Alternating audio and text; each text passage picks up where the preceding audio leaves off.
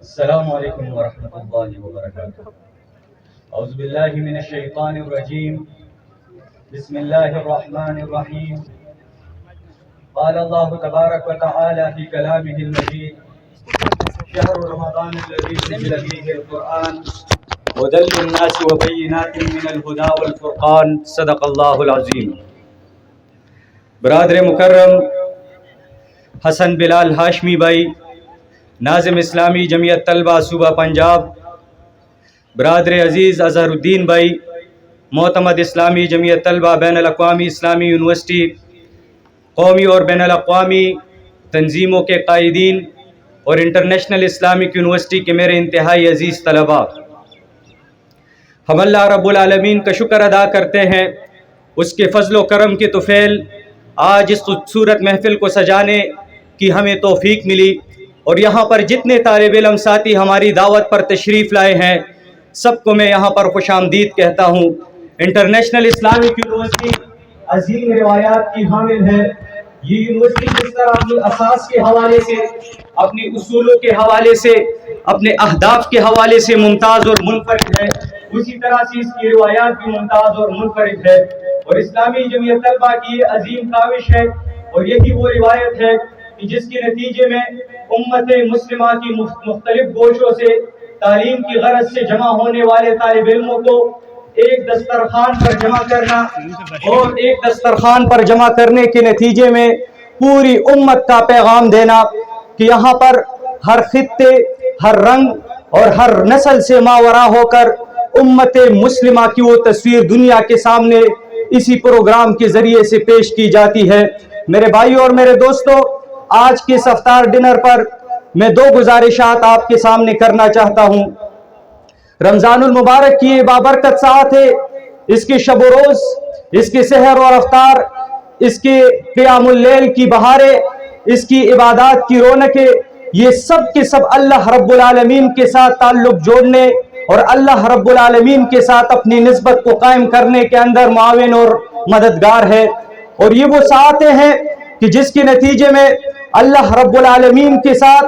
اپنے تعلق کو قائم کیا جاتا ہے، اور اس کی طرف اللہ رب العالمین نے قرآن میں ارشاد فرمایا کہ اس روزوں کی فرضیت اس لیے ہے لعلکم تتقون، کہ شاید کہ تم میں تقوی کی صفت پیدا ہو۔ اور تقوی کی صفت کیا ہے؟ یہ تقوی کی صفت وہ صفت ہے کہ جس کی نتیجے میں انسان کا وہ رویہ بن جائے، انسان کا وہ مزاج بن جائے کہ جو کہ گاڈ اورینٹڈ زندگی کا مزاج ہوتا ہے، کہ ہر راہ پر، ہر سفر پر، ہر قدم اٹھاتے ہوئے آپ کے نزدیک سب سے بنیادی اور اہم نقطہ یہ ہو کہ اس میں اللہ رب العالمین کی رضا پوشیدہ ہے یا اس کی ناراضگی کا یہ باعث ہے، اور اس کے نتیجے میں آپ اپنے طرز عمل کو طرز عمل کو اپناتے ہیں۔ یہی وہ رویہ ہے جو یہ رمضان یہ آپ کے اندر بلڈ کرتا ہے۔ اس لیے وہ جو چیزیں جو عام زندگی کے اندر حلال ہے وہ اس میں حرام کر دی جاتی ہے۔ یہ کھانے اور پینے کی جو ضرورتیں ہیں عام حالات کے اندر اس پر کوئی قدغن نہیں، لیکن رمضان کے مہینے میں جب اس پر قدغن لگائی گئی کہ مغرب تک آپ کھانے پینے سے اجتناب کریں گے، آپ کا جسم اس بات کا مطالبہ کرتا ہے، لیکن آپ صرف اور صرف اس وجہ سے رکتے ہیں کہ کوئی دیکھنے والا نہیں ہوتا، لیکن چونکہ اللہ رب العالمین دیکھ رہا ہے اس لیے اگرچہ آپ کو پیاس بھی لگی ہے، آپ کو بھوک بھی لگی ہے، لیکن اللہ رب العالمین کے ساتھ وہ احساس کہ وہ ہوا معکم اینما کنتم، تم جہاں کہیں بھی ہو اللہ رب العالمین تمہارے ساتھ ہے، اس احساس کو پوری طرح سے اس مہینے کے اندر تمہارے جسموں میں، تمہارے دل و دماغ کے اندر انکلکیٹ کرنا، اور یہی جب تمہاری زندگی کا رویہ اور مزاج بن جائے تو یہی اصل میں اس کا مقصود ہے۔ اور میرے بھائی اور میرے دوستو، جب آپ اس بات کا عزم کر لے کہ ہاں میں نے اللہ رب العالمین کے ساتھ اس تعلق اور نسبت کو بنانا ہے، تو دوسری وہ چیز ہے کہ اس کے لیے ہدایت کیا ہے، تو وہ قرآن کی آیت میں نے آپ کے سامنے تلاوت کی کہ وہ چیز وہ اللہ رب العالمین کی کتاب ہے، اس کی نسبت بھی اسی مہینے کے ساتھ قائم ہے کہ اللہ فرماتے ہیں کہ وہ مہینہ ہے کہ جس میں نے قرآن کو نازل کیا، اس لیے